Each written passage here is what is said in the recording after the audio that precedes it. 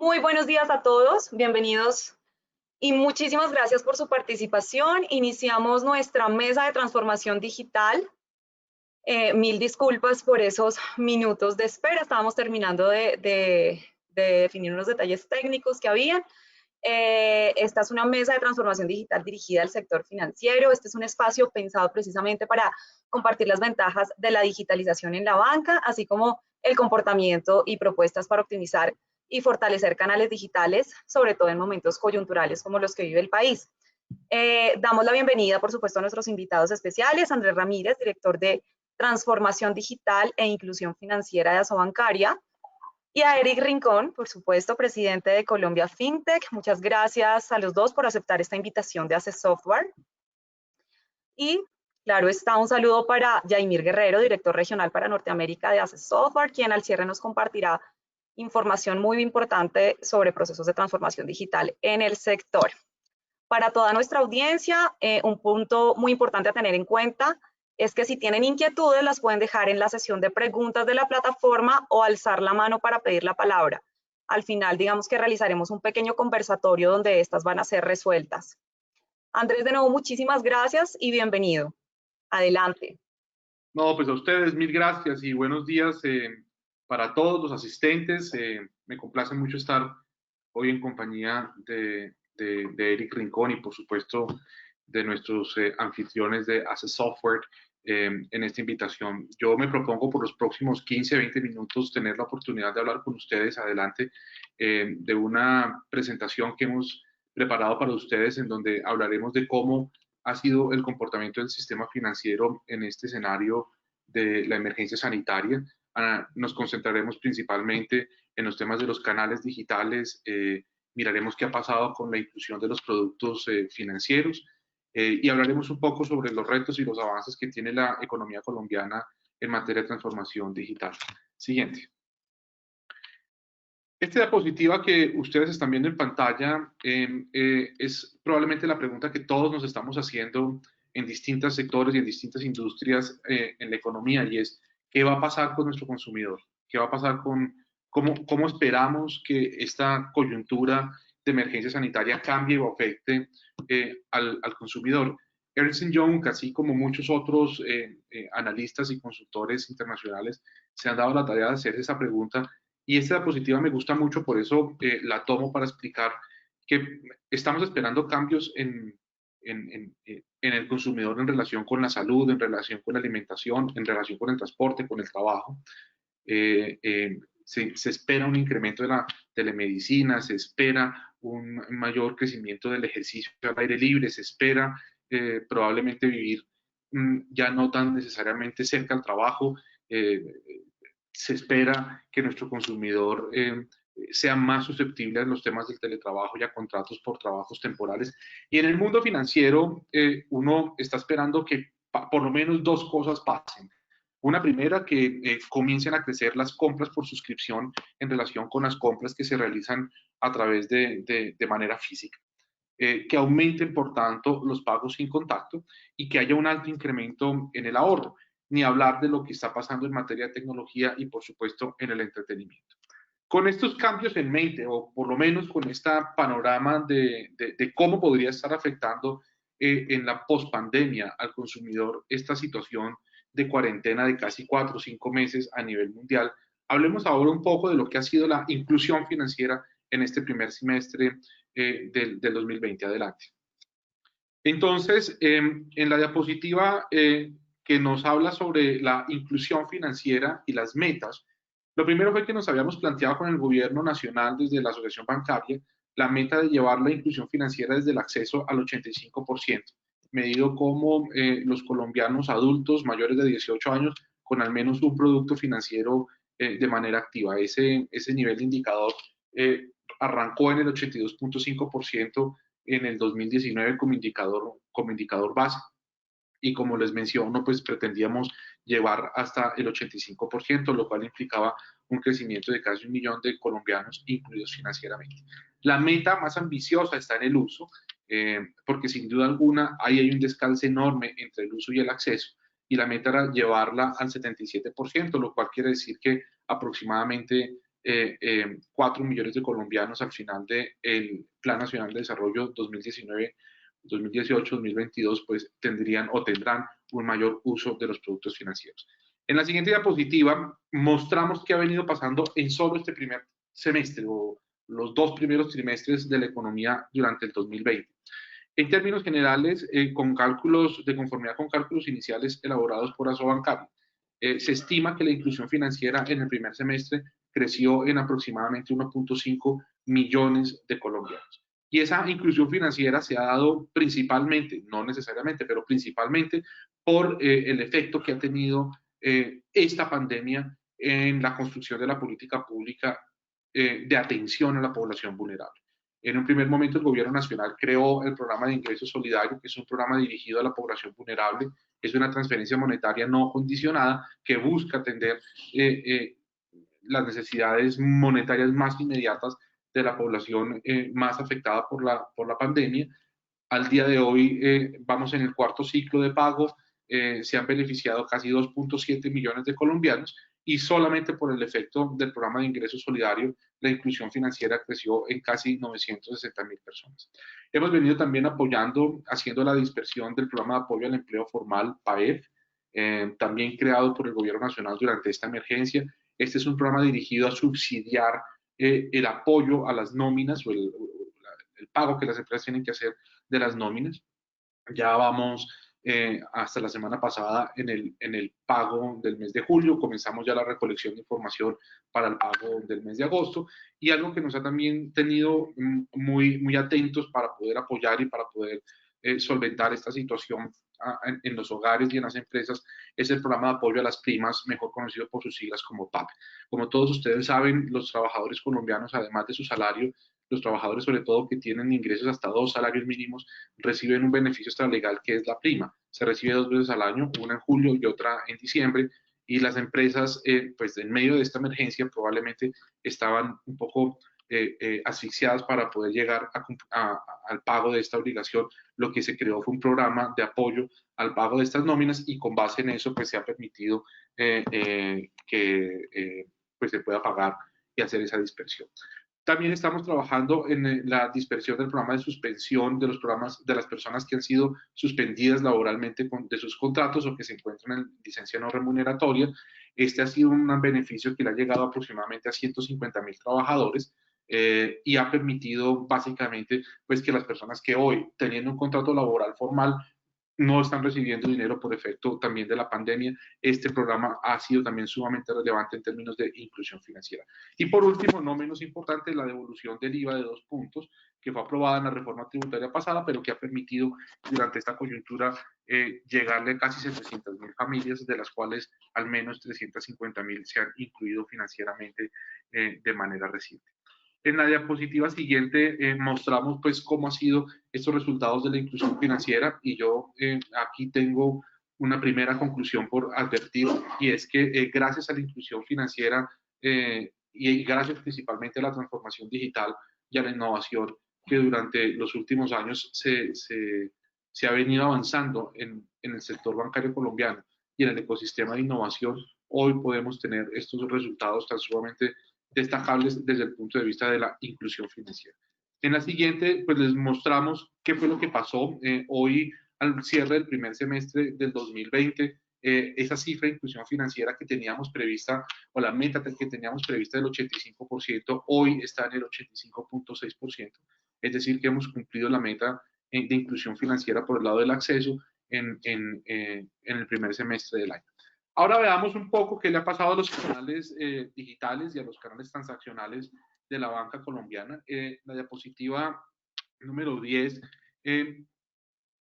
les muestro como 3 fotos o una foto que le hemos sacado a la economía en 3 distintos momentos de la pandemia. La primera corresponde a la cifra del 27 de marzo, por supuesto la última corresponde a la última observación tomada para la mitad de julio.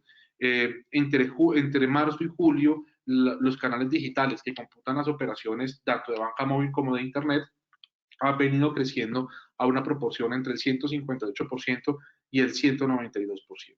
Esto lo que quiere decir es que las operaciones tanto monetarias como no monetarias, como lo muestran las dos diapositivas siguientes, pues han sido los hombros en donde se han apoyado las operaciones que han realizado, las operaciones tanto de pago como transaccional que han realizado en la economía colombiana. En esta diapositiva estoy mostrando cuál ha sido la participación en el número de las operaciones monetarias, y aquí uno puede observar que en el caso particular de telefonía móvil se han realizado aproximadamente 1.6 millones de operaciones en promedio, y en Internet 1.5% millones de operaciones. Ya desde el punto de vista del valor transaccional, los canales digitales siguen teniendo una participación muy alta, de las cuales Internet representa casi el 60%, y banca móvil puede representar otro 5% desde el punto de vista transaccional. Quiere eso decir entonces que nuestros canales digitales han sido los medios por donde los cuales durante esta emergencia sanitaria los usuarios financieros han tenido la oportunidad de realizar los pagos y las transacciones de manera normal, y lo que ha generado es un crecimiento tanto en el uso como en los niveles transaccionales de ambos canales. Desde el punto de vista de pagos digitales, dos cosas habría que destacar. Lo primero es que, de conformidad con el Capgemini Research Institute, que es el centro de investigación tal vez más reputado en materia de transformación digital a nivel mundial, hizo una encuesta en 11 países del mundo, y de esa encuesta se observó que aproximadamente el 46% de los usuarios financieros continuarán haciendo pagos digitales como consecuencia de esta pandemia. Entonces, esperamos o creemos que ese proceso de transformación digital, y particularmente ese proceso de uso de los canales digitales y de uso de los medios de pago digitales, se mantendrá en el corto plazo. El día de ayer Mastercard publicó un informe para América Latina, en donde midió la intención del consumidor financiero de continuar haciendo uso de los canales digitales y particularmente de los pagos digitales, y se encontró que aproximadamente el 82% de la población de América Latina primero encuentra que los pagos digitales son una alternativa muy eficiente para evitar el contagio por COVID-19, y aproximadamente el 60% va a continuar haciendo uso de los pagos y particularmente de los canales digitales. En relación con los pagos digitales, habría que señalar tal vez dos cosas principales, y tal vez ya con esto iría concluyendo, y es desde el punto de vista de los pagos sin contacto con tecnología NFC, han ocurrido dos cosas muy relevantes a lo largo de esta pandemia. La primera, muy al comienzo de esta emergencia sanitaria, hacia la primera semana del mes de marzo, la Asociación Bancaria solicitó autorización a la Superintendencia Financiera con el fin de poder incrementar los pagos o el tope que tenía establecida la circular 029 para los pagos sin contacto sin segundo factor de autenticación. Ese tope estaba fijado en aproximadamente 2 salarios mínimos diarios, es decir, casi 52.000 pesos, y solicitamos la autorización para incrementar ese tope a 100.000 pesos. ¿Eso qué quiere decir? En palabras cristianas, significa que las personas que hoy día tienen sus medios de pago pegados o adosados a sus dispositivos móviles y simplemente los acercan a los datáfonos al momento del pago, hoy lo pueden hacer entre 1.000 pesos y 100.000 pesos sin segundo factor de autenticación, es decir, sin necesidad de clave. Después de 100.000 pesos en adelante, los pagos se pueden seguir haciendo, pero requiere de una clave. La información que nos han aportado las dos redes de pago, tanto Credibanco como Redebank, indican que aproximadamente el 78% de los pagos de bajo valor hoy en la economía se están realizando en esa franja entre 1.000 y los 100.000 pesos, lo cual indica que la medida adoptada de manera temprana a comienzos del mes de marzo, pues ha permitido primero que los pagos sin contacto hayan crecido, y que durante esta emergencia sanitaria los usuarios tengan y cuenten con una alternativa de pago que primero los proteja del riesgo de contagio, y segundo aumente la penetración de los pagos sin contacto. Y lo segundo que ha venido pasando desde el punto de vista de los pagos de NFC es que aproximadamente el 43% de los plásticos que se encuentran emitidos hoy, tanto en débito como en crédito, ya cuentan con tecnología de pago por aproximación. Ese indicador no va a hacer sino crecer con el paso de los próximos meses. toda vez que los acuerdos y los contratos de franquicia y los bancos emisores indican que las nuevas emisiones que se realicen desde octubre del año pasado deberán incorporar la tecnología de pago con NFC. Luego, es muy probable que las tarjetas de débito y de crédito que ya las personas tengan hoy en sus billeteras ya dispongan de esta tecnología. Y como les informo, sin duda alguna, este es un porcentaje que va a crecer. Y desde el punto de vista de la infraestructura de pago, aproximadamente el 93% de los datáfonos o terminales de pago ya cuentan hoy con la tecnología para admitir el pago sin contacto. Y lo último que quiero mencionar en relación con este aspecto, en relación con pagos sin contacto, es el tema de los pagos con código QR o pago con Quick Response. En ese aspecto, habría que mencionar que la Superintendencia Financiera expidió el año pasado la circular 06 de 2019, mediante la cual ya definió un estándar de pago conocido como el estándar ENVICO. Ese estándar de pago ya está aprobado en ambas redes, tanto en Redebanco como en Credibanco, y la buena noticia que les tengo es que el segundo semestre de este año, al comienzo, esperamos que a finales de agosto, a comienzos del mes de septiembre, la industria bancaria haga el anuncio de pago interoperable a través de código QR.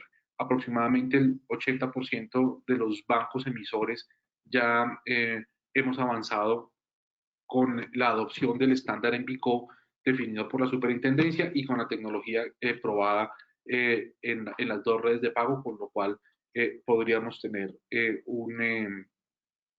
el muy corto plazo, pues la buena noticia de que nuestros consumidores financieros podrán continuar haciendo pagos con código QR como alternativa adicional a los pagos con tecnología NFC.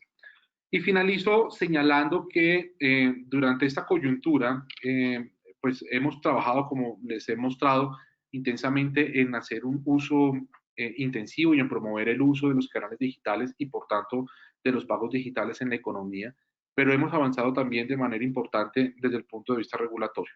En primer lugar, con la expedición del decreto 222 de 2020, que modificó los productos de trámite simplificado y creó la corresponsalía bancaria móvil. Ese decreto fue expedido tal vez en febrero de este año y ha permitido hoy, o ha sido uno de los mecanismos mediante los cuales han crecido de manera sustancial los productos de trámite simplificado como mecanismos de depósito, en donde los beneficiarios y los usuarios de esos productos han recibido particularmente las ayudas del gobierno que se han dispersado a través del sector bancario. Trabajamos intensamente con el gobierno nacional y en particular con el Departamento Nacional de Planeación en la creación y en la redacción del documento COMPES de Inclusión y Educación Financiera. Esperamos que este documento COMPES pueda estar listo para el mes de septiembre y se presente en la próxima convención bancaria del mes de octubre. Así como hemos avanzado sustancialmente en un COMPES de comercio electrónico, la semana pasada pues todos los usuarios del ecosistema de innovación financiera de orden general conoció los avances de este tercer borrador de COMPES en comercio electrónico.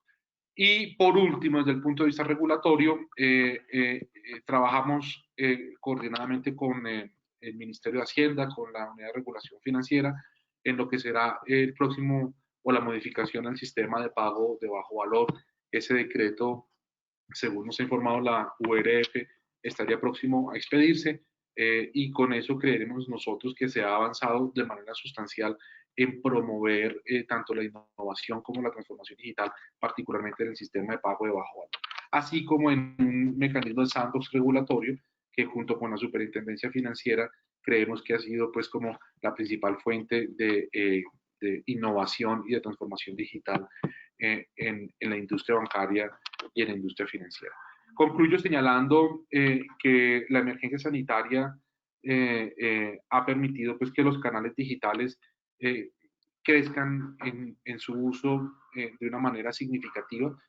A finales del 2019 veníamos observando crecimientos de los canales digitales, insisto, tanto Internet como de banca móvil en un promedio entre el 22 y el 30%, y durante este primer semestre del 2020 pues quedó evidente que estos canales están reportando crecimientos superiores al 150% y hasta el 192%.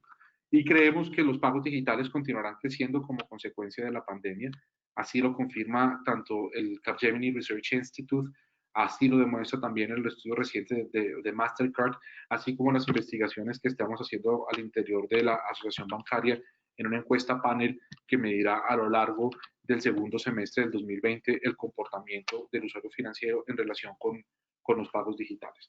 Con esto concluyo y quiero nuevamente agradecerle a Software por la invitación. Quedo atento a la intervención de nuestro buen amigo Eric Rincón en Colombia FinTech y por supuesto a las preguntas que ustedes tengan a bien. Muchas gracias por la invitación. Muchísimas gracias, Andrés, por este informe tan importante sobre el comportamiento de canales en el sector y, por supuesto, la importancia de la adopción de estos procesos de transformación digital. Fue un contexto realmente muy completo para las personas que nos acompañan y que tienen retos frente a este tema. Como tú bien lo dices, continuamos con Eric Rincón, quien nos hablará acerca de la evolución de esta banca tradicional a partir del surgimiento de las fintech, con un enfoque en la modernización de canales digitales y su impacto en el servicio al cliente. Eric, bienvenido y adelante. Bueno, muchísimas gracias. Te pediría que me dieras el perfil para poder compartir mi pantalla. Gracias. Claro que sí, ahí ya lo tienes. Ahora, ahí ya la están viendo, ¿cierto? Un segundito. Así es. Entonces, listo. Así es. Bueno, antes que nada, muchísimas gracias a Software por su amable invitación para participar en este importante escenario de discusión sobre pues, diferentes temas de transformación digital dentro de la industria financiera. Yo creo que no podía estar mejor antecedido y pues le agradezco muchísimo también la intro a Andrés Mauricio Ramírez de la Asociación Bancaria. Realmente el trabajo que ellos vienen haciendo es bastante importante en Colombia para la transformación digital del sistema financiero. Y nosotros desde Colombia FinTech tenemos algo también, digámoslo así, que presentar alrededor de lo que es la inclusión financiera a través de modelos de innovación digital. En ese sentido, la presentación que yo voy a hacer va un poco más orientada al recorrido que ha venido teniendo toda la industria bancaria tradicional en su proceso de modernización, del desarrollo de infraestructuras tecnológicas para la prestación de servicios de cara al cliente financiero, y posteriormente voy a hacer alguna mención a lo que es el fintech, la fintegración y la forma en la que se puede trabajar de manera colaborativa tanto entre actores tradicionales como con estos nuevos actores que vienen desarrollando modelos de negocio disruptivos y que obviamente introducen mucha tecnología. Entonces, a esos efectos, pues simplemente contarles rápidamente cómo vemos desde Colombia FinTech la introducción al sector financiero colombiano y su evolución tecnológica, señalando en primer término que han existido 3 momentos de evolución de la banca electrónica, de conformidad con alguna clasificación que hizo hace algunos años Omar Rodríguez Turriago en alguna tesis de grado en alguna universidad acá en el país.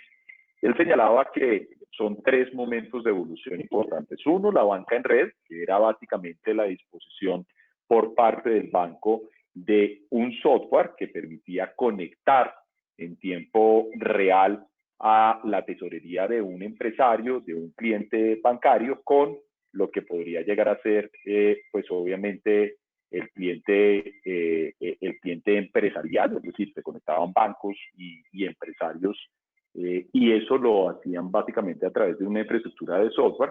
Eso permitía una conexión en tiempo real al respectivo banco y permitió el desarrollo de varios conceptos que hoy en día nos acompañan en todo el proceso de bancarización. 1, transferencia electrónica. 2, además de eso, el deber correlativo de los empresarios de que sus empleados tuvieran cuenta de nómina, que ha sido tal vez el principal producto de bancarización en Colombia. Y en tercer lugar, pues obviamente la posibilidad de que esas transferencias electrónicas permitieran ya el desarrollo también de esquemas de pago a proveedores por medios electrónicos. Estamos hablando básicamente de la década de los 80 y la década de los 90, un momento en el cual comienza a trabajar la banca en esos procesos en los cuales ya se le planteaba el uso de tecnología, sobre todo a clientes bancarios empresariales.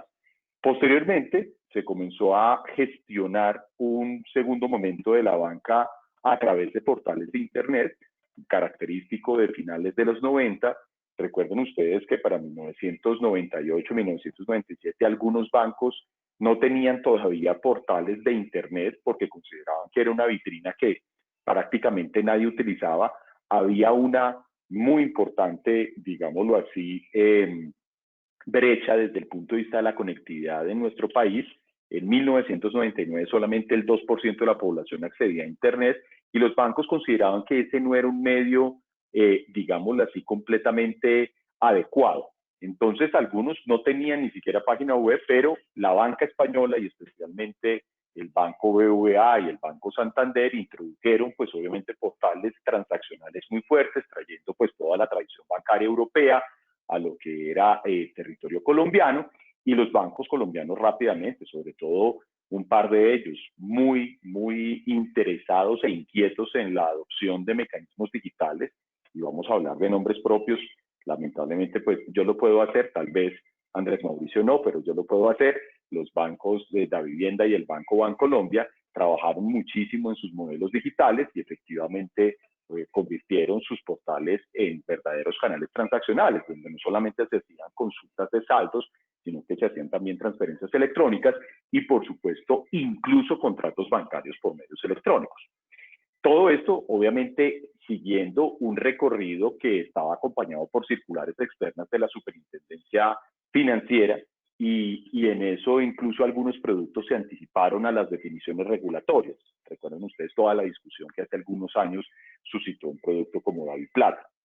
Y finalmente, el tercer momento de evolución es el de la banca en línea, donde se prescinde de la sucursal física del banco, se utiliza únicamente Internet como canal transaccional, y esta banca en línea está caracterizada fundamentalmente por un desarrollo operacional donde las anotaciones en cuenta o los registros electrónicos son la característica, y es lo que hoy en día, de una manera eufemística, digamos así, un poco desarrollando este lenguaje tan trendy en lo que tiene que ver con las tendencias, decimos como neobancos, ¿no?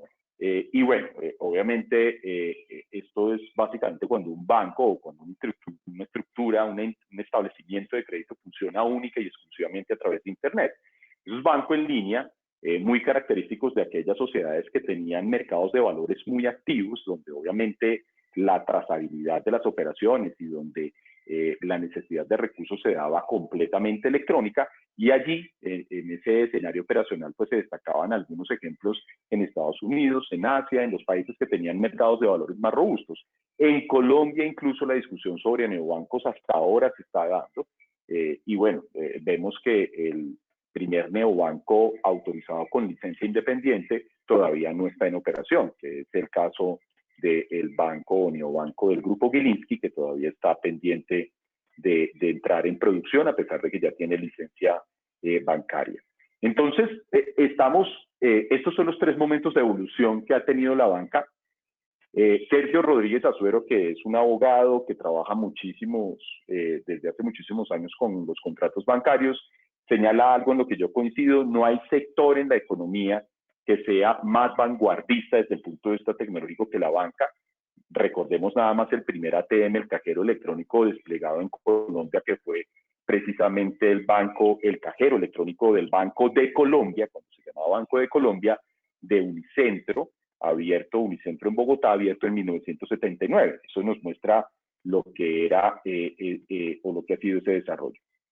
Entonces, ¿cuál ha sido, digámoslo así, donde se ha concentrado la innovación del sector financiero colombiano? Entonces, nosotros hemos venido viendo que los avances básicamente han sido en los depósitos electrónicos, productos de captación sobre todo simplificados a través de medios electrónicos, todo lo que tiene que ver también con créditos de bajo monto que se despliegan a través de medios electrónicos o digitales, donde algunos bancos incluso innovaron desde hace algún tiempo en el desarrollo de un proceso de vinculación electrónica o de onboarding digital, una generación o originación de crédito completamente electrónica y una emisión de pagaré electrónico o la garantía cambiaria dentro del contrato de mutuo que también era completamente electrónico. Hay productos acá en Colombia donde se puede realizar vinculación, originación y emisión de pagaré en apenas 8 o 12 minutos.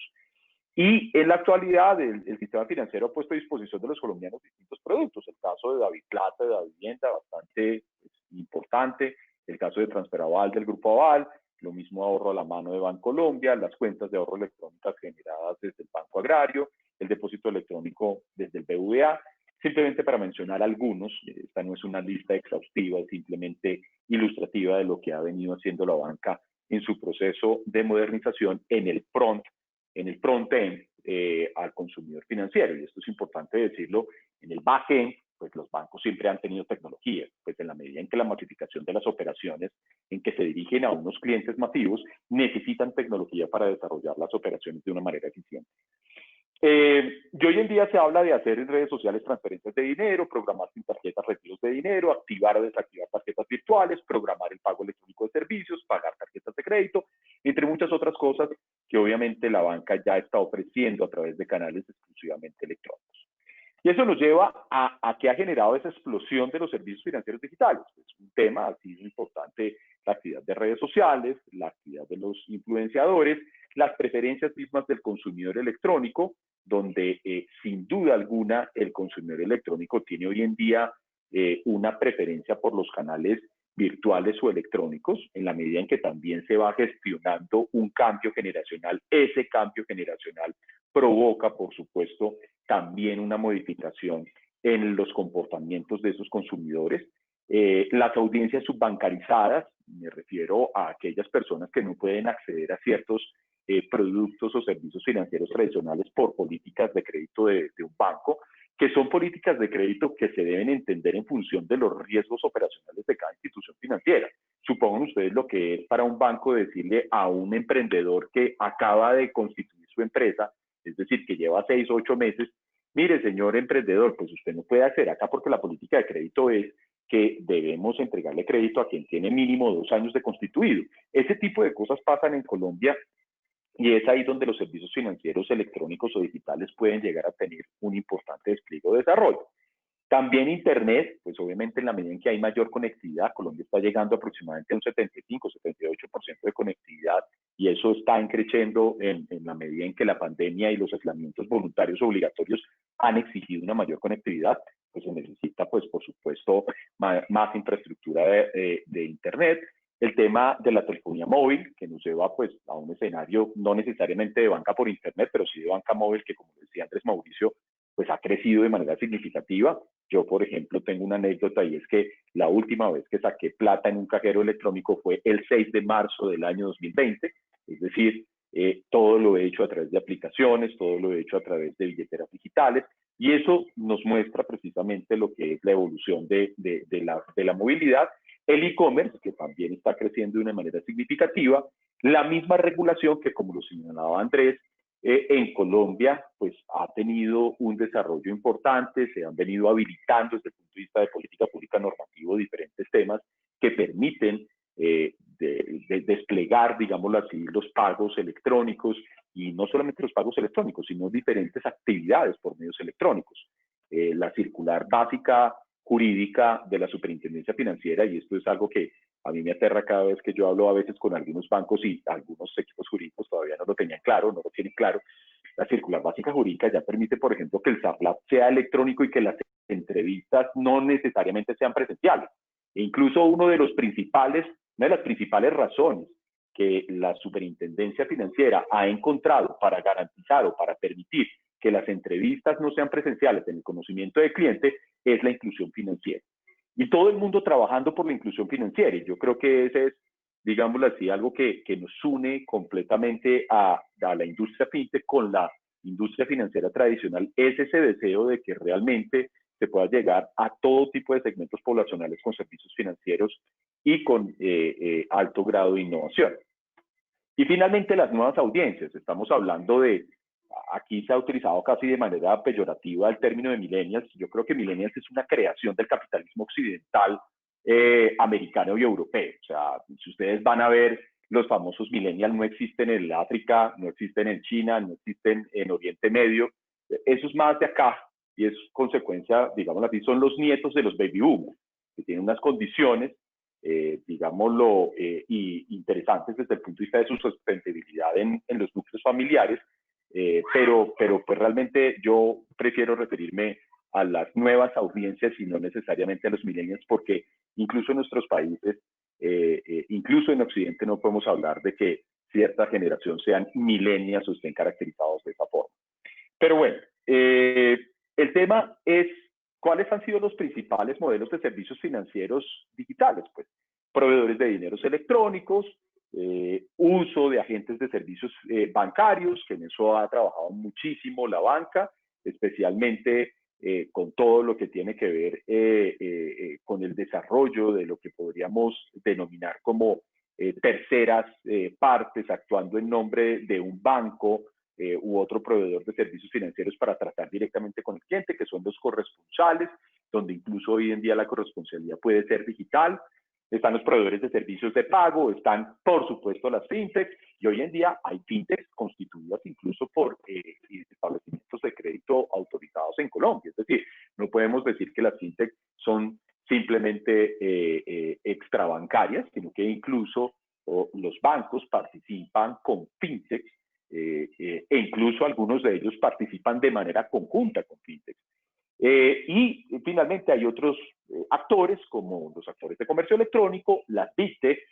Supongan ustedes las noticias que nos salen todos los días, y es que Google ya tiene licencia financiera para ofrecer cuentas de ahorro, cuentas corrientes en algunos estados de la Unión Americana, Microsoft tiene una alianza con Google para esos efectos, Amazon también tiene licencias financieras en algunos lugares del mundo, el caso pues de Facebook, que incluso está hablando ya de una criptomoneda propia y que está desarrollando pagos a través de WhatsApp, pues en algún piloto que se suspendió hace algunos días en Brasil, en fin. Y obviamente están los operadores móviles que recientemente, y como en ocasión de la pandemia, se han dado cuenta de que ahí hay un tema de giros y de la posibilidad de hacer transferencias desde operadores móviles, y pues son actores que será necesario revisar cómo van a evolucionar en Colombia hacia el futuro. Entonces, ahí es donde aparece el fintech. Fintech, pues, lo que hace es apalancarse. Son nuevos modelos de negocio que se apalancan en tecnología para transformar procesos productivos y servicios financieros de la actividad tradicional, y ahí la palabra clave es la transformación, el tema de nuevos modelos y de transformación. Y en ello, este no es un tema exclusivo de lo que podríamos denominar como el fintech de financiamiento alternativo. Este es un tema que, por supuesto, también cubre la banca. Un modelo como el de DaviPlata es un modelo súper fintech. O sea, Davivienda se atrevió a desarrollar eso hace muchos años, y vean ustedes esa apuesta tan extraordinaria que ha sido un gran agente incluso para la entrega de recursos derivados de auxilios, ayudas y subsidios en medio de la pandemia que estamos viviendo. O lo que ha hecho Nequi. Pues Nequi es una fintech y Nequi pues trabaja con la licencia financiera de Bancolombia, pero es un nuevo modelo de negocio que está transformando procesos y que incluso podría uno decir que es un spin-off de un neobanco en la medida en que ellos ya están haciendo operaciones de captación, pero también de colocación.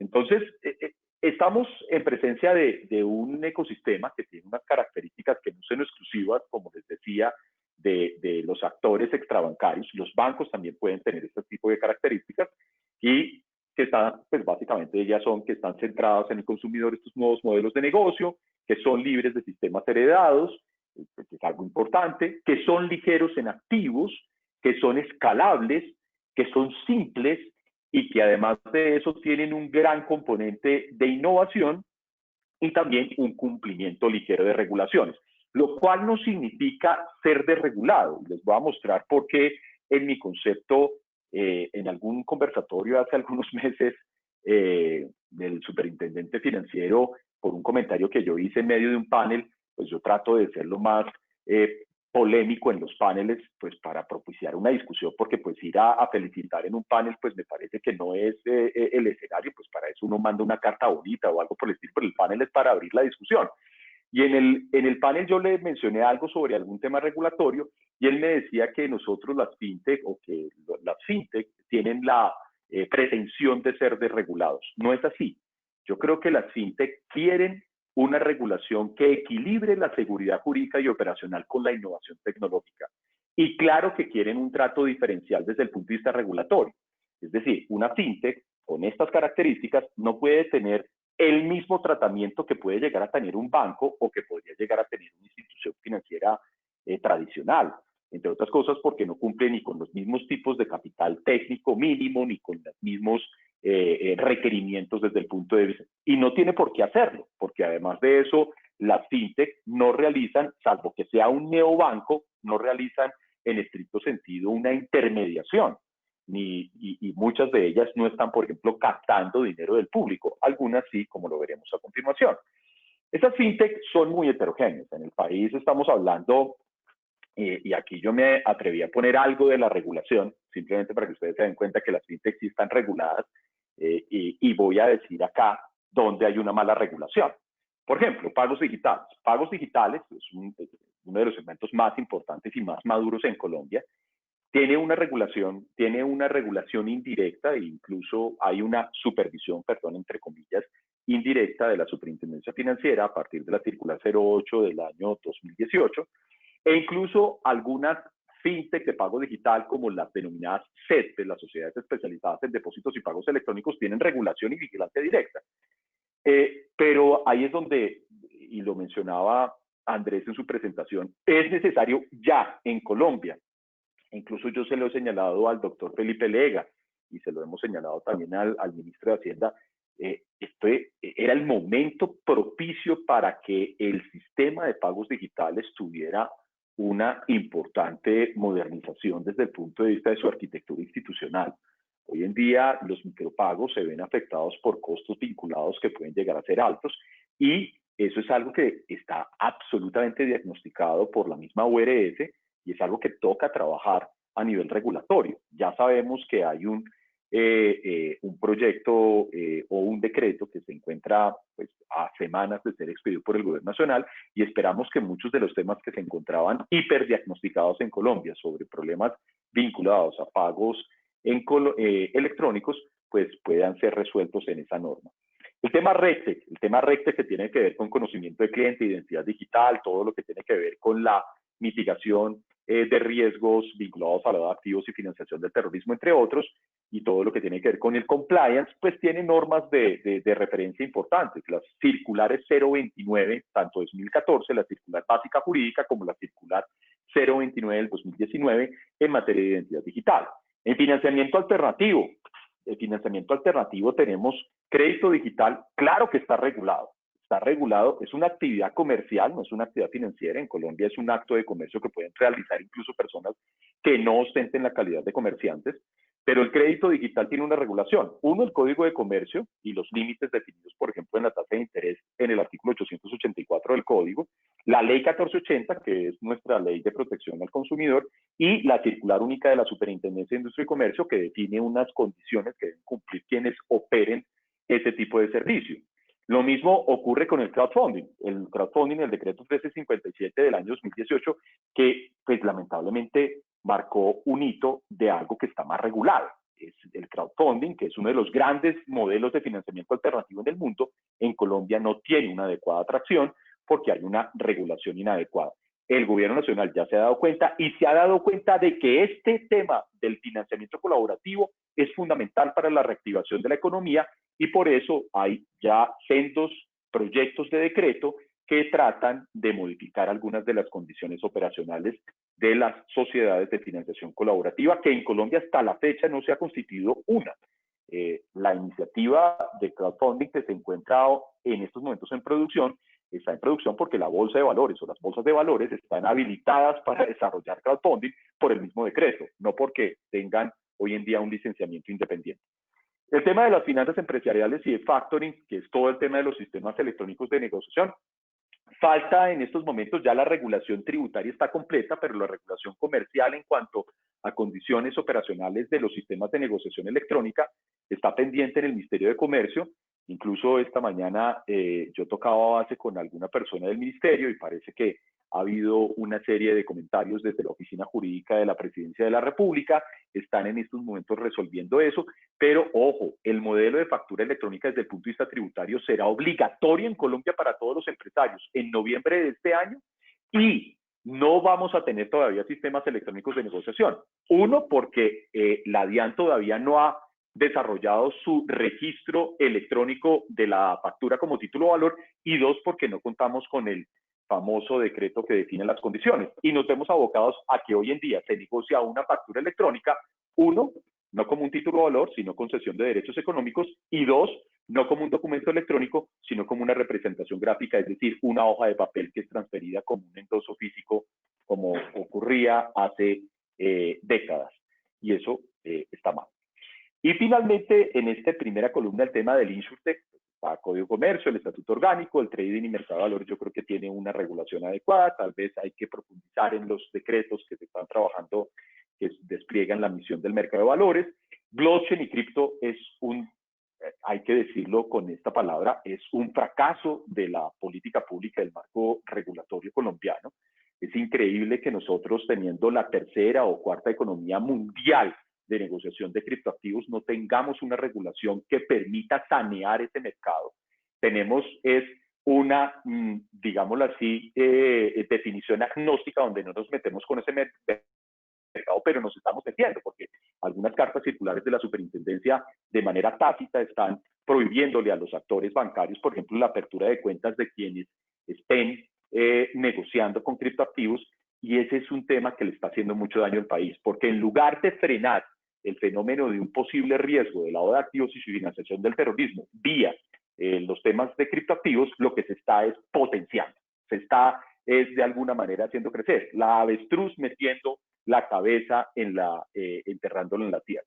Y finalmente el tema de money neobancos, que yo creo que requiere, y en eso me uno a lo que señala Andrés Mauricio, necesitamos ya una norma de un sandbox de regulación que define una metodología clara, que establezca el proceso de obtención de licencias condicionadas por hitos o por fases. Creo que ahí es importante el trabajo que ha hecho la superintendencia con la ORF, pero será necesario establecer cómo en materia fintech, como ustedes se dan cuenta, no todo lo vigila la superintendencia financiera de Colombia. Fintech es un tema que incluye servicios que incluso se ofrecen de manera comercial. Para que ustedes lo sepan así de manera clara, en Colombia Fintech hay 240 empresas, de las cuales, digámoslo así, hablemos solamente de los asociados, es decir, de los Fintech puros que cumplen con alguno de estos nuevos segmentos. De esos 9 segmentos hay en estos momentos 190 empresas. De esas 190 empresas, solamente 7 son vigiladas por la superintendencia financiera. Con lo cual, en la discusión de un sandbox de regulación debe estar también Mincomercio, debe estar MINTIC, el Ministerio de las Tecnologías, y pues otro tipo de actores que permitan tener realmente un sandbox incluyente y que cubra todos los aspectos del fintech. Finalizar diciéndole que yo creemos y creemos de verdad de manera muy intensa en la fintegración, en la integración de los diferentes actores para garantizar la inclusión financiera. Y en ese sentido consideramos muy importante lo que se viene haciendo en el país, donde ya como ustedes ven en pantalla, hay gente que está trabajando, fintechs que están trabajando realmente con los bancos, donde efectivamente uno ve cómo los bancos a nivel nacional vienen generando esa atracción, algunos con un liderazgo muy marcado, y nuevamente no quiero ser en esto pesado ni mucho menos, pero hay bancos que son tienen ya laboratorios y tienen un trabajo muy colaborativo con la industria digamos así, no bancarizada de fintech, como puede ser el Banco da Vivienda, el Banco Bancolombia, la misma gente de Scotiabank, el BBVA, también recientemente pues el Grupo Aval a través de Aval Digital se ha integrado a esta dinámica, y por supuesto algo en lo que se tiene que trabajar y que no hemos mencionado con Andrés Mauricio, pero seguramente puede ser materia de un webinar completo, hay que trabajar en el Open Banking. En un Open Banking o en la apificación de servicios financieros, que incluso fue definida ya regulatoriamente en la circular externa 029 del año pasado, y que de alguna forma ya faculta a los bancos para desarrollar proyectos de esta índole, pero que seguramente debe derivar en un desarrollo, digámoslo así, mucho más activo. Esto es simplemente lo que yo ya les he dicho, algunos de los retos que tenemos como ecosistema, la construcción de la política nacional de fintech en Colombia, donde hemos trabajado como lo ha hecho la Asociación Bancaria en el COMPES de Inclusión Financiera muy fuertemente, y pues también en diferentes ámbitos regulatorios que permitan desarrollar nuevos mecanismos de financiamiento alternativo, digitalizar el ecosistema de pagos al 100%, modernizar la infraestructura y conectividad de las entidades financieras y crear un marco de flexibilidad jurídica y experimentación en el sistema financiero que no, digámoslo así, que sea de provecho tanto del supervisor como de los actores de la industria. Lo que hemos tenido hasta el momento es más un sandbox de supervisión, lo cual está muy bien, pero creo que ha llegado el momento de poner esto en reglas que le sirvan a los actores que están desarrollando modelos de innovación financiera con tecnología. Muchísimas gracias y qué pena que tal vez me pasé un par de minutos. Muy amables. Muchísimas gracias, Eric. Nada, muy valioso ese recorrido por los momentos de evolución del sector. Digamos que viendo todo esto, pues es evidente la necesidad de trabajar en esos procesos de digitalización en la banca y por supuesto pues avanzar en el fortalecimiento de esos servicios financieros digitales. Ahora invito a Jaimir Guerrero, director regional para Norteamérica de Software, para que nos cuente sobre la implementación precisamente de esos procesos de transformación digital para empresas del sector. Muchas gracias, María Paula. ¿Me permites compartir mi pantalla, por favor? Claro que sí, ya, ahí ya tienes habilitada la opción.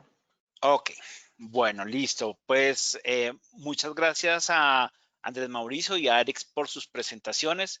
Muy importante tener dos puntos de vista valiosos respecto a cómo está el sector financiero, tanto de la posición de la banca tradicional y su visión de cómo se deben transformar, como efectivamente estos nuevos modelos que no solamente son financieros, sino comerciales para lograr liquidez en los mercados que nos acaba de explicar Eric desde el punto de vista de las fintech.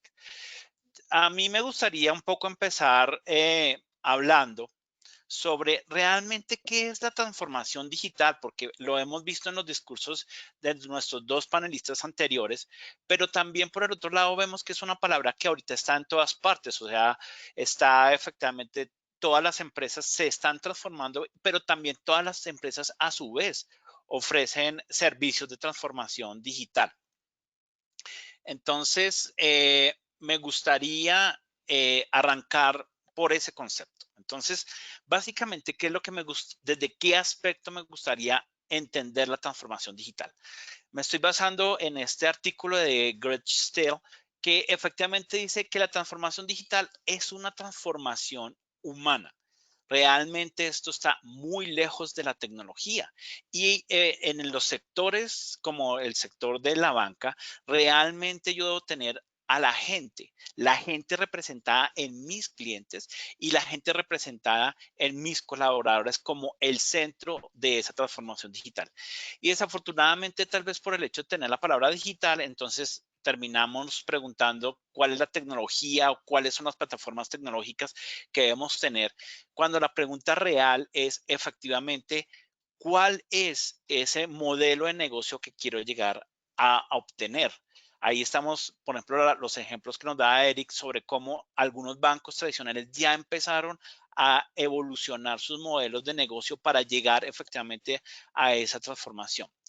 Y otro aspecto que quiero resaltar de este artículo que me pareció un ejemplo muy interesante es, hace 20 años, cuando uno entraba a trabajar al sector financiero, yo tuve la oportunidad de trabajar inicialmente en una fiducia, uno lo recibían con un kit de papelería, le daban efectivamente una calculadora, le daban a uno una libreta que si era amarilla era muy incluyente, le daban a uno una grapadora, una cosedora, bueno, una serie de artículos de oficina.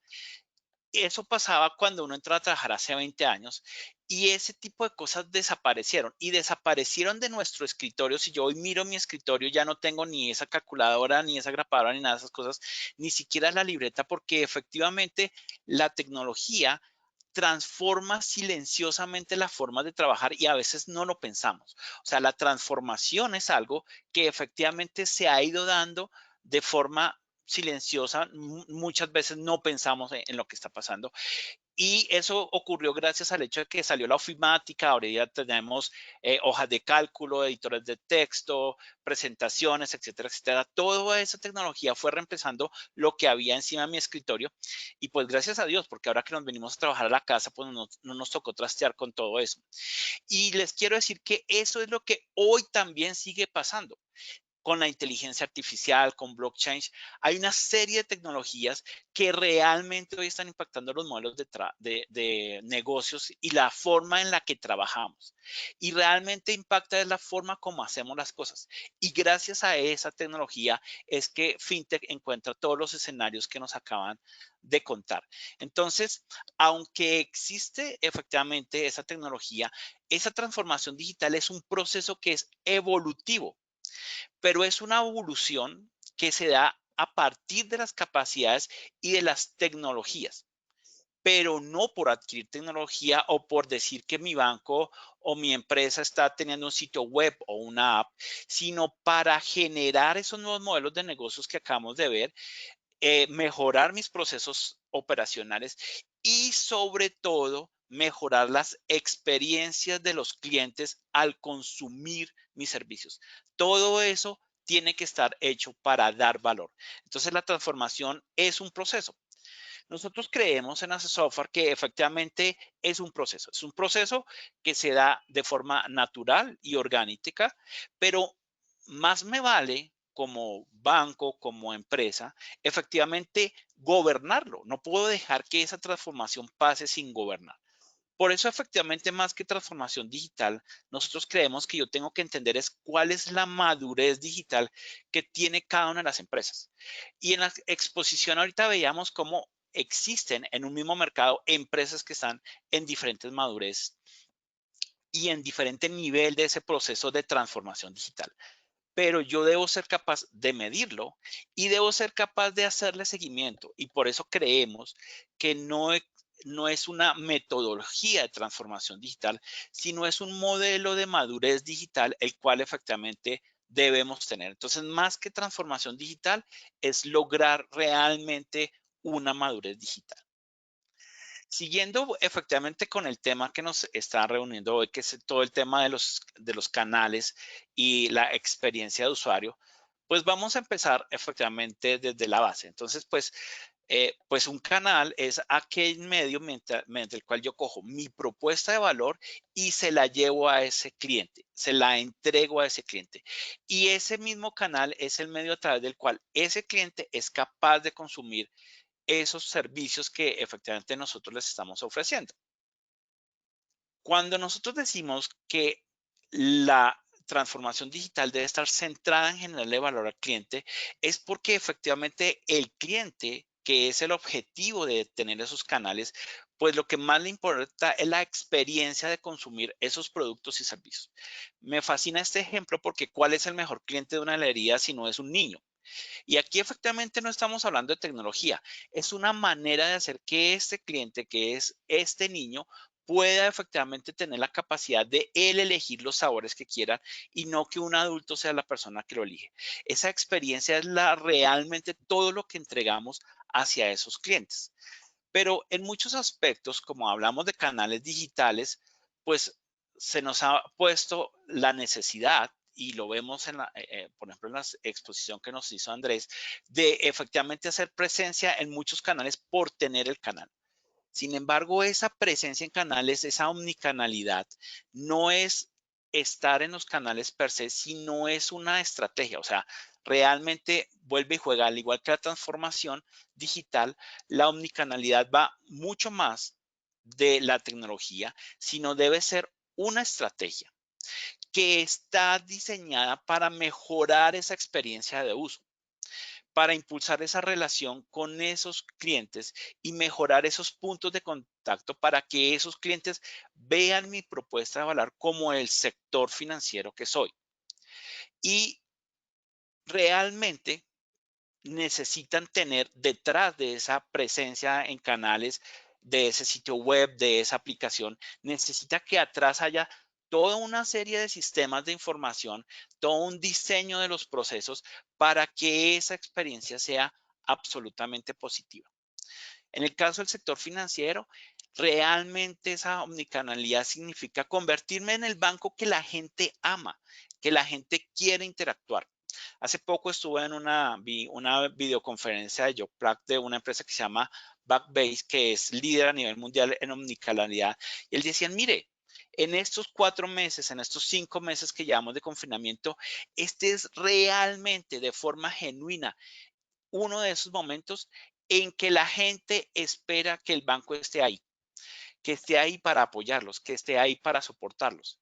Y veíamos en nuestros expositores cómo Andrés mostraba cómo se incrementó el uso de esos canales digitales y cómo por el otro lado las fintech también intentan dar una alternativa para lograr que efectivamente la gente se sienta respaldada por sus entidades financieras. Sin embargo, en la vida real, aunque se están haciendo muy grandes esfuerzos, realmente no se ha logrado que esa relación y ese match se dé. Este es un informe que se hizo para la visión de la banca digital del 2025. Es un informe que se hizo sobre toda la banca de Asia y el Pacífico, que es donde están los bancos más grandes y entre otras cosas donde están los líderes digitales más grandes en este momento. Y efectivamente, en algún caso, dada esa situación, todavía se ve que el 70%, en este caso de la población asiática, tiene una muy pobre adopción de esos canales digitales, o sea, realmente no los usan. Y por el otro lado, efectivamente, el 22% sienten que haya un impacto real en cómo perciben los servicios de la banca respecto a el uso de esos canales. También me gustaría hacer efectivamente énfasis en el último punto, y es como en 17 años o en promedio, los sistemas de core del banco tienen 17 años de antigüedad. Entonces, lo que pasa con esto es que cuando efectivamente yo tengo de frente una estrategia omnicanalidad, un deseo de transformarme digitalmente, pero atrás tengo un sistema que requiere que tenga que volver a redigitar los datos, que tenga que descargar un archivo plano de un sistema para moverlo a otro sistema, que los saldos no se me reflejen inmediatamente, que tenga problemas efectivamente en consumir esos servicios financieros, así las plataformas y los sitios web sean muy bonitos. Entonces, ahí hay un cortocircuito entre lo que es esa propuesta de ser digital primero y lo que está pasando en la parte de atrás de los bancos en las operaciones. Eso efectivamente deja al sector financiero con un reto, y es realmente un reto muy grande, no es un reto menor, porque efectivamente lo que está pasando, como nos lo demuestra Eric, es que ya hay una cantidad de jugadores en Colombia, 240, que están intentando mostrar modelos diferentes para que las empresas efectivamente se financien, para que las personas que no están bancarizadas tengan acceso a transar con dinero, tengan maneras de efectivamente manejar su dinero. Y pues, aparte de esas 240 empresas, también quería poner este ejemplo que es Nu, que es un banco que nace en Brasil, pero nació en el 2013, o sea, es un banco que no tiene 6 años y hoy ya es el banco número 1 de Brasil. Con unos costos de operación bajísimos, pasó a ser el quinto banco a nivel mundial que más tarjetas está colocando en el mercado, y en este momento se está expandiendo a México y Argentina. ¿Y por qué lo resalto? Porque el fundador es efectivamente un colombiano, David Vélez, estuvo efectivamente en la definición y el diseño de este nuevo modelo de banco. Entonces, no es que esta transformación digital tenga que ya ir a un ritmo lento, sino esta es una transformación que requiere el sector financiero que se acelere. Tiene que ser una transformación acelerada, tienen que repensarse muchísimo más rápido, porque es que ya el riesgo o la amenaza no está en Europa, ni son los bancos de Alemania, ni están en Estados Unidos, sino efectivamente son modelos de nuevos bancos y de nuevos modelos financieros que están aquí, que ya están en Colombia, como nos lo muestra Eric, y que efectivamente son grandísimos y que van a venir con el full de todas las capacidades financieras. Por eso, creemos que el sector financiero debe trabajar en 3 áreas principales. Primero, realmente digitalizar esos core bancarios, digitalizar ese modelo operativo. Me gustó mucho el ejemplo de Eric, que también lo tenía yo, que es cómo efectivamente todos los emprendedores y las startups no están efectivamente viendo a la banca como su aliado en los primeros meses de incubación y aceleramiento.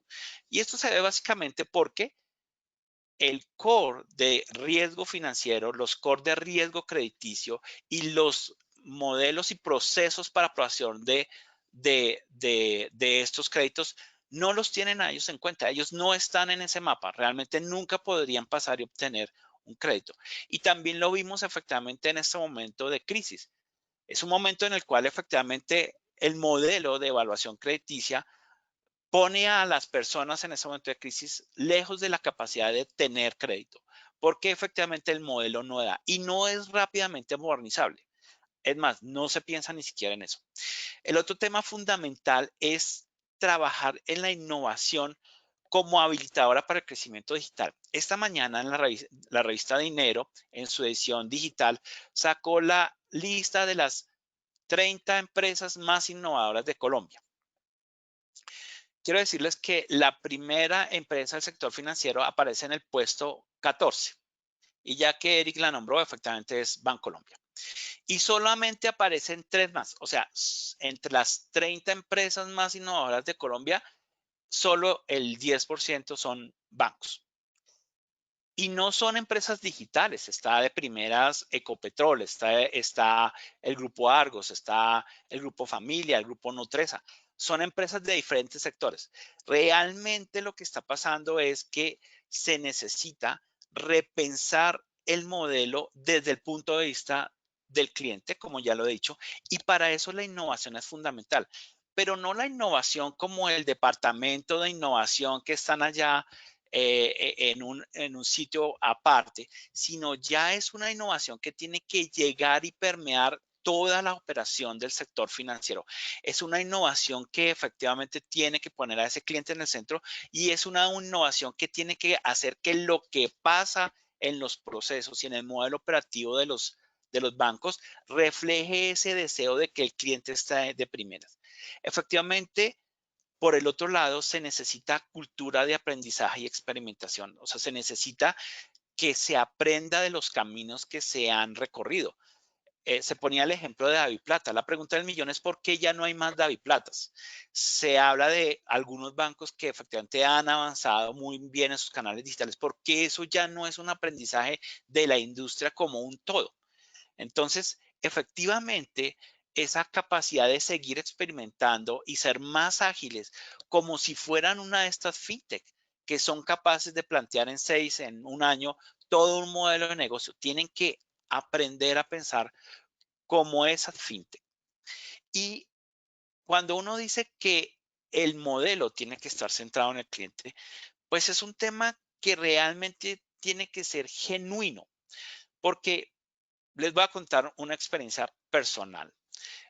Hace poquito estuve en contacto con mi ejecutiva de cuentas que realmente uno se siente súper bien porque es un canal de relacionamiento directo, tengo una ejecutiva de cuentas, qué bien, y efectivamente estoy pues mirando unos temas de unos créditos y básicamente cuando todo el proceso iba normal, lo había podido adelantar por mi aplicación y con la asesoría de mi ejecutiva de cuentas. Cuando llegó el momento en que me dices, no, pero te tienes que acercar a la oficina donde tienes abierta la cuenta para efectivamente tienes que firmar unos papeles. Y ahí es el momento en que yo digo, pero ¿por qué yo tengo que llevar la fotocopia al 150 y por qué yo soy el que tengo que llevar esos papeles? Este es el banco que me maneja, que me consigna la nómina desde hace 8 años. Este es el banco donde tengo cuenta hace 15 años. Este es el banco que me muestra una app donde efectivamente veo cuáles han sido mis ingresos y cuáles han sido mis gastos. Ellos tienen toda mi información. Ellos saben todo sobre mí. Entonces, ¿por qué efectivamente yo no estoy en el centro de esa operación? Sino tengo que hacer esos trámites que son engorrosos y generan una fricción, una frustración.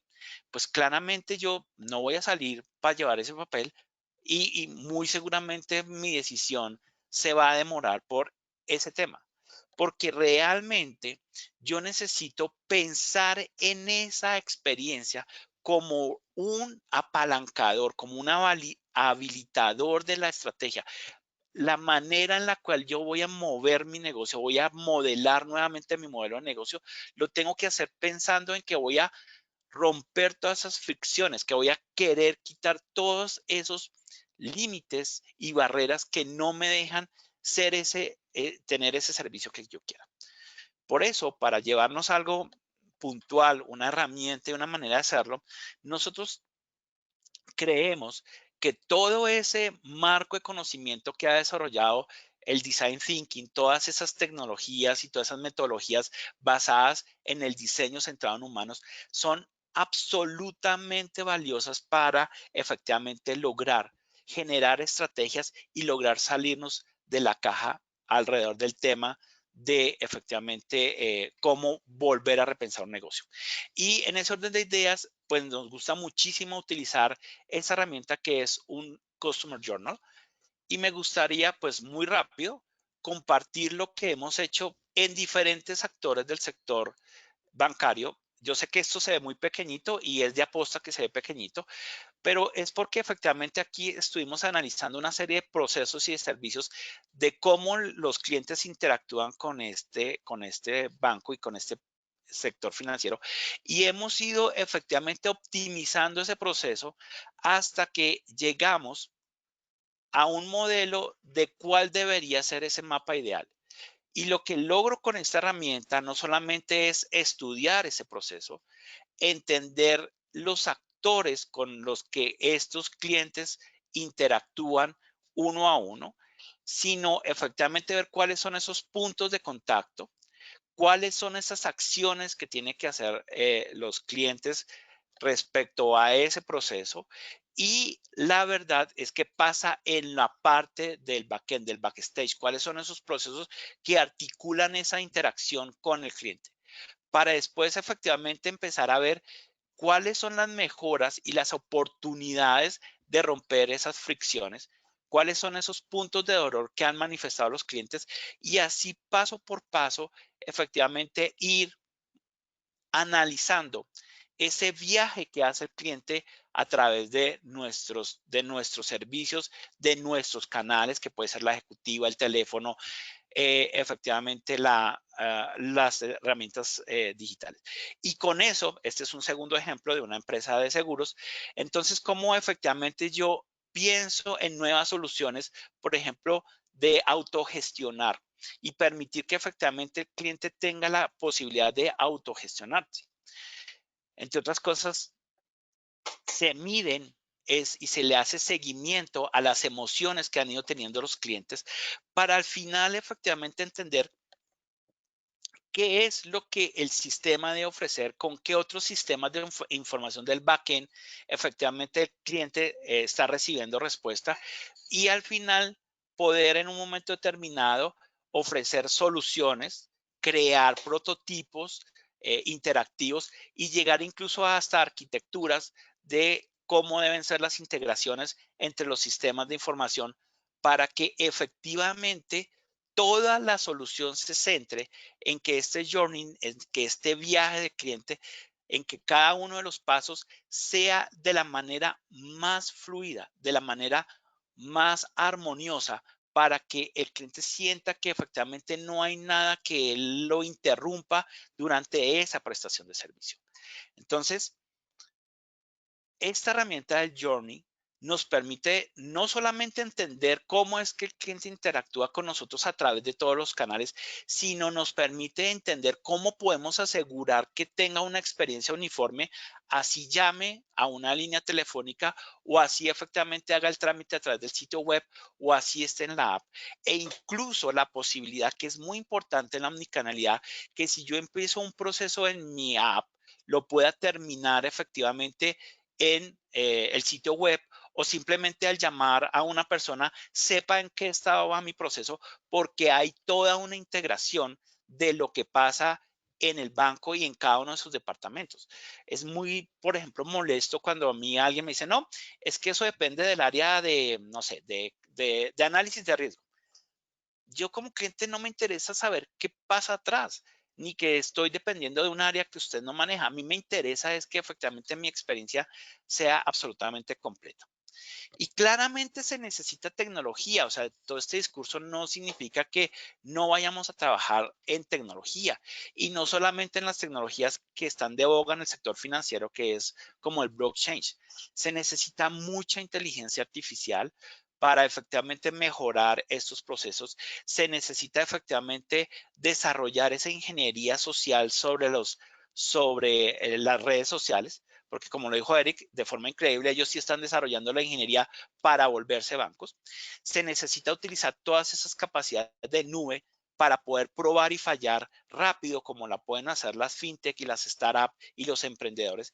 Yo realmente necesito es utilizar la tecnología no para tener tecnología, sino para redefinir, probar y crear esos nuevos desafíos de negocio que tiene la banca en este momento. Por eso, finalmente creemos que se necesita tener un marco que permita gestionar estos esfuerzos de transformación digital. Más que un departamento, más que un grupo de personas que sepan de transformación digital, yo necesito permear la transformación digital en las entidades financieras y hacer que esa transformación digital arranque desde una estrategia que efectivamente oriente toda esta transformación digital, una estrategia que haga que el modelo operativo de mi banco y de mi entidad financiera cambie, una estrategia que efectivamente encuentre oportunidades de nuevos modelos de negocio, como sigamos usando el ejemplo de DaviPlata, como en su momento lo hizo Davivienda a través de DaviPlata, pero que eso se multiplique por 1000. No puede ser solamente un esfuerzo, sino esa debe ser una constante en el mercado. Y debo saber, entender en qué modelo de madurez estoy, en qué nivel de madurez estoy, para desarrollar nuevos habilitadores, no solamente con tecnología, no solamente con el uso apropiado de los datos y de la información, sino efectivamente a través de modelos de innovación abierta, pensar como una startup, salirme de esa zona de confort tradicional en la que estoy, y por el otro lado, efectivamente tener una cultura a la oportunidad de cambiar. Todos esos habilitadores se tienen que gestionar para lograr que estas transformaciones digitales y que los retos que está enfrentando la banca en este momento, sobre todo los bancos tradicionales, pues realmente logren esa transformación. Y sobre todo para todos nosotros que somos usuarios del sistema financiero, encontramos en ese sistema financiero que amamos, esa banca que queremos tener todos y esa posibilidad de tener acceso a mis sueños y mis proyectos a través del banco. Pues esta es mi presentación. Entonces, pues con la ayuda de María Paula nos abrimos a la Claro que sesión de sí. preguntas y los invito a que nos sigan en las redes sociales. En LinkedIn nosotros estamos simplemente posteando temas, artículos, propuestas sobre lo que puede apoyar en este desarrollo del conocimiento de lo que es transformación digital. Claro que sí, Yaimir, muchísimas gracias por esos aportes tan interesantes alrededor de los temas de transformación digital, de cómo nosotros acompañamos, por supuesto, pues a nuestros clientes en ese camino de la digitalización. Tenemos acá ya una pregunta que es la siguiente. La pandemia ha obligado a acelerar la digitalización y ha llevado tanto a usuarios como a entidades financieras a realizar transacciones de manera digital. ¿Creen ustedes que este comportamiento continuará en una era post-pandémica? ¿Cómo deberían prepararse las entidades financieras para manejar esta ola de reducción del efectivo que ha ido cobrando fuerza, pero que seguramente va a continuar? Esta es la primera pregunta. No sé Bueno, si Eric la quiere contestar. Sí. Eric, ¿cómo estás?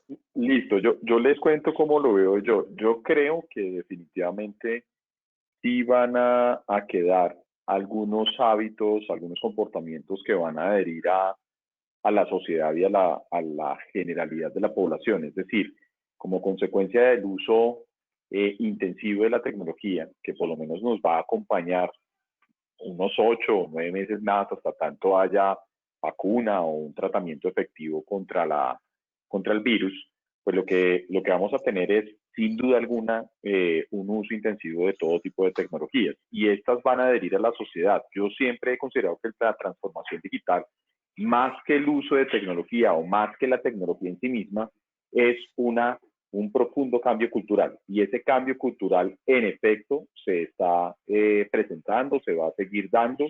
Y para mí es clarísimo que vamos a tener, digámoslo así, vamos a ver cómo la gente va a utilizar de manera significativa este tipo de medios hacia el futuro de una manera recurrente y van a adherir.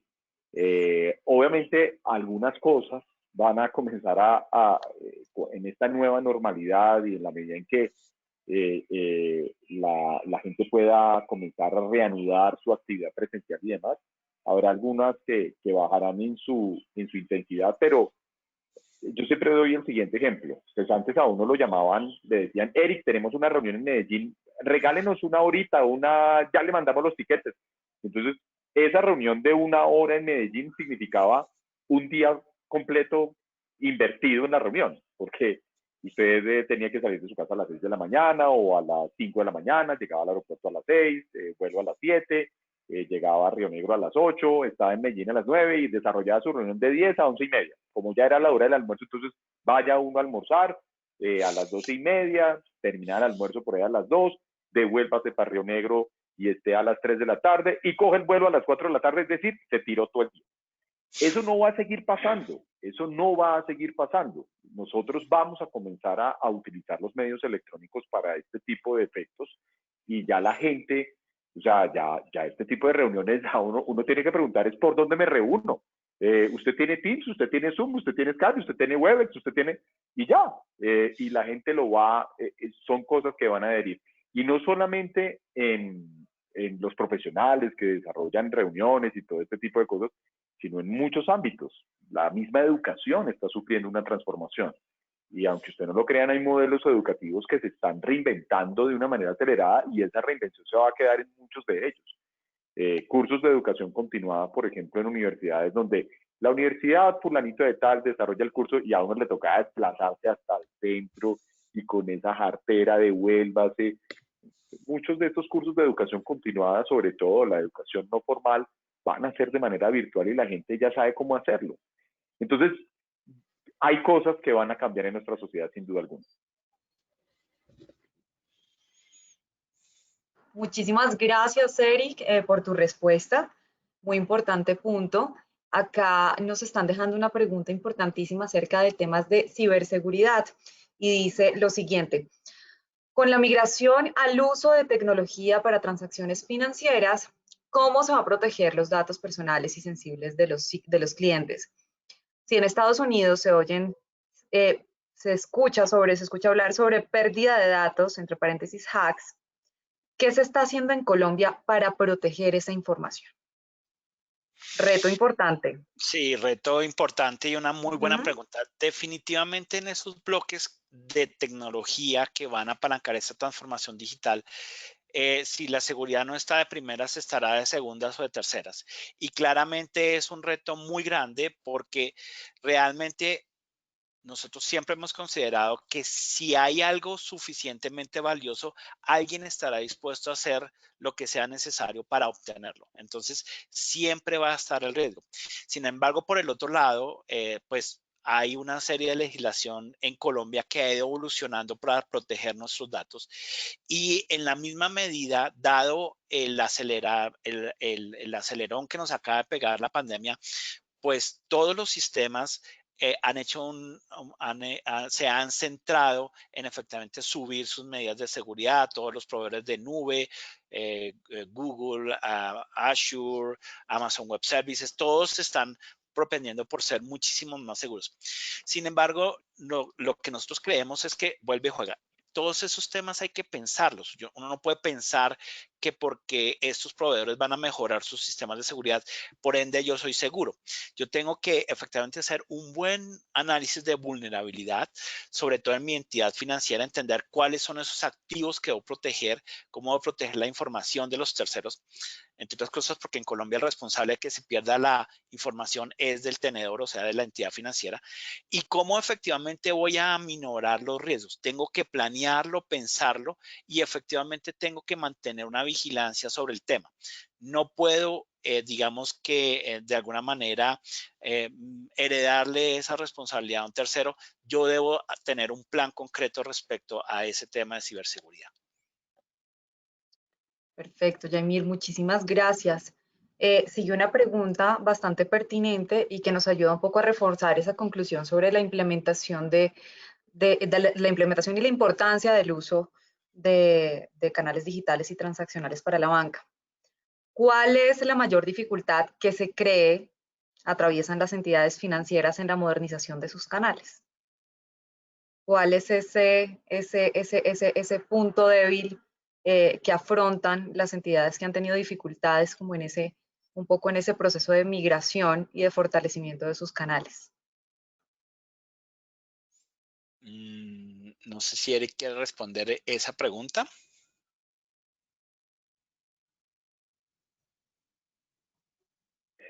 Sí, sin duda el tema, la mayor dificultad tiene que ver con la carga regulatoria, es decir, desde el punto de vista estrictamente jurídico, las entidades financieras sí tienen un verdadero reto desde el punto de vista del cumplimiento de toda esa carga previsional definida en los sistemas de administración del riesgo. Entonces, algunos de esos riesgos las normas solamente permitían verificarlos de manera física o presencial. Hoy en día ya se puede de manera electrónica y se ha venido modernizando. A mí también me gustaría complementar un poco que basado en nuestra experiencia con varios clientes del sector financiero y en lo que uno puede leer de la tendencia, insistimos en que la operación del banco, la parte del backend y los sistemas de información de la banca, los sistemas core, pues realmente no fueron diseñados para esta agilidad y para esta capacidad de ofrecer rápidamente y cambiar los servicios. Entonces, eso ha hecho que demore la digitalización de varios de los canales y en muchos aspectos voy a colocar un ejemplo básico, los chatbots que ahorita están de moda en muchos sitios web, entonces tienen el chatbot para que hagan servicio de atención al cliente. El problema del chatbot es que no sirve si responde las mismas preguntas que yo puedo responder a través de Google en una búsqueda sencilla. Realmente tendrían que ser inteligencia artificial capaz de responder y guiar. En mi caso, me gustaría que un chatbot me dijera cuál es el tipo del crédito, la mejor plazo, cuál es la mejor configuración que yo debería tener basado en la información que tiene el banco sobre mí. Pero realmente eso no se ha podido porque atrás los sistemas que tienen esa información sobre los clientes no están preparados para hacer esos modelos de entrenamiento para que esos chatbots lleguen a ese nivel de autonomía. Entonces se vuelven tecnología que realmente no están sincronizados con la tecnología core que tienen los bancos. Y gracias, Jamie. Una persona que alzó la mano, vamos a habilitarle micrófono. A ver si aún se anima a compartirnos cuál es esa inquietud. Se llama Fiorella Conte. Fiorella, te estoy habilitando micrófono en este mismo instante para que nos compartas tu inquietud si aún quieres participar.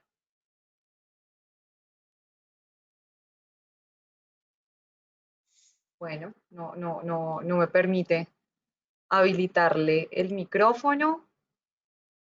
Tengo una última pregunta y creo que con esta ya realizaríamos el cierre de nuestra mesa de transformación para cumplir con los tiempos que habíamos estipulado al inicio. La pregunta es la siguiente: ¿cómo adaptar ese modelo de negocio, teniendo en cuenta si es para una entidad financiera tradicional, con el fin de potenciar sus canales de cara a sus clientes? ¿Qué es lo primero que se debe tener en cuenta para iniciar ese proceso de migración? yo tengo simple, ahí el duro es Jaimir, o sea, yo le voy a dar la palabra es a él, pero yo lo que les diría, mi observación alrededor de eso es, hay que tener muy claro que el propósito de la virtualización es automatizar, simplificar y racionalizar la operación y que la experiencia del usuario debe ser el centro de cualquier migración a medios electrónicos. Es decir, esa experiencia del usuario tiene que ser la que debe quedar de manera impecable. A veces nosotros nos concentramos en que sea más fácil hacia adentro y no nos concentramos en que sea fácil hacia el cliente. Yo creo que es muy importante que tengamos la perspectiva del cliente muy clara y bueno, ese es un atributo muy importante, automatizar, racionalizar, simplificar la operación alrededor del cliente. Qué pena, Yamil, porque ese es un terreno, un dominio más tuyo. No, pero totalmente alineados, muy de acuerdo. Yo debo tener efectivamente el cliente en el centro y debo hacer que mi estrategia como entidad bancaria esté alineada hacia eso. Yo no puedo tener una estrategia hacia un camino y efectivamente pensar que me voy a transformar digitalmente. Yo realmente transformo todo, esa estrategia, esa operación y esa prestación de servicios. Entonces, pues todo debe estar articulado y no hacerse como silos separados. Pero totalmente de acuerdo con Eric, esa estrategia es centrada en el cliente, en esa experiencia que le estamos dando a los clientes. Bueno, perfecto. Por ahí alguien alzó la mano. Vamos a dar una última oportunidad. Si no, damos cierre a esta sesión. Se llama José Manuel Suárez. José Manuel, te estoy habilitando micrófono en este momento. Si aún quieres compartirnos tu inquietud. Hola.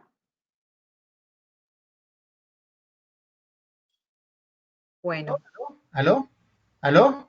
José Manuel, ¿nos escuchas? Te estamos escuchando. Bueno, ok, muchas gracias. Mire, yo trabajé muchos años en el sector financiero, en bancos, en diferentes entidades del sector financiero. El gran problema que uno ve en las instituciones financieras es que su core es muy antiguo, se ha quedado. Y una de las razones para esta situación es que su cambio es muy problemático por lo costoso y por la dificultad en la migración de los datos que complican toda la operacionalidad de los bancos. Pero soy consciente que este es un tema que se tiene que superar, porque definitivamente si los bancos no superan la antigüedad en su core, todos estos desarrollos tecnológicos no se van a poner en práctica. Y si uno mira el sector bancario en nuestro medio, hay bancos que están en diferente madurez tecnológico. Unos son como los líderes, otros están en la mitad y otros están muy rezagados. Entonces, pues qué bueno esta charla, pero sería bueno, y no sé si está aquí el señor de la Asociación Bancaria, que se hiciera una especie de inventario en cuanto a la madurez del sector financiero de los bancos para medir precisamente la facilidad de adaptarse a esas nuevas tecnologías, porque lo que uno está viendo es que el banco que no se ponga en esos niveles, su futuro va a estar comprometido en el corto plazo. Y van a haber nuevos agentes en el mercado que les van a competir y les van a quitar mucho mercado. Para no ir tan lejos, los giros, que era un negocio que se hacía por los bancos hace muchos años, hoy en día los bancos son muy escasos en un negocio como son los giros. Surgieron nuevos actores que le quitaron ese mercado. Vienen todos los temas de los crowdfunding, que igualmente va a ser una competencia grande para el tema del fondeo de recursos. Entonces sí comparto la idea de que el tema del core bancario es una limitante grande que se da hoy en algunas instituciones bancarias. Pues José, muchas gracias por tu aporte, totalmente alineados y sí creemos que deberíamos hacer un estudio y un análisis en ese sentido. Estamos totalmente de acuerdo. Muchas gracias. Ok, muchas gracias a ustedes. Bueno, ahora sí, ya damos por finalizada nuestra sesión. Muchísimas gracias a todos por su interés en participar en este espacio. Un agradecimiento muy especial a nuestros conferencistas, a Eric, a Andrés, a Jaimir. En el transcurso de la tarde recibirán un correo con las memorias del evento y una encuesta de satisfacción. Les agradeceríamos enormemente su colaboración con el diligenciamiento de la misma y que tengan un excelente día. Bueno, muchas gracias a todos. Gracias, Eric. Feliz día. Mil No, gracias. muchas gracias a ustedes. Feliz día. Gracias a todos. Gracias. Buen Chao. día.